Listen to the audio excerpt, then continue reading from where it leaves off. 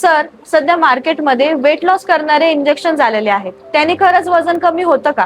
आणि त्याचे काही साईड इफेक्ट्स असतात का? वजन कमी करणं हे जगभरातलं सगळ्यात मोठं मार्केट आहे आणि त्यासाठी त्यावर नवीन नवीन संशोधनही चालू असतात. अशाच पद्धतीने सध्या मार्केटमध्ये इंजेक्शन ओझेम्पिक आणि मोंजेरो अशी ही 2 इंजेक्शन अवेलेबल आहेत. आता खरं पाहता ही इंजेक्शन जेव्हा आली होती तेव्हा ही टाईप 2 डायबेटीस साठी आलेली होती. आता इंजेक्शन ओझेम्पिक म्हणजे सेमीग्लुटाइड आणि इंजेक्शन मोंजेरो म्हणजे टर्जेप्टाइड. आता जेव्हा ही इंजेक्शन क्लिनिकल ट्रायल फेज मध्ये होती त्यावेळेस असं लक्षात आलं की याने भूक कमी होते आणि त्यासोबत वजन नियंत्रित होतं आणि मग त्यामुळे ही इंजेक्शन वेट लॉस इंजेक्शन म्हणून जास्त प्रमोट व्हायला लागली. आता ह्या इंजेक्शनचे तसं म्हटलं तर साईड इफेक्ट्स बरेचसे आहेत, जसं की उलटी होणं, मळमळ होणं, कॉन्स्टिपेशन होणं, लूज मोशन्स होणं, चक्कर येणं आणि त्यासोबतच अचानकपणे ओझेम्पिक फेस म्हणून टर्म उदयास आली. म्हणजे त्यामध्ये काय होतं ना की नेमकं तुमचं शरीरातले स्नायू सैल पडतात, त्वचा लूज होते, शरीरावर रुक्षता म्हणजे जे तेज असतं ते निघून जातं आणि मग अशा वेळेस अगदी आजारी असल्यासारखं वाटायला लागतं. त्यामुळे ही इंजेक्शन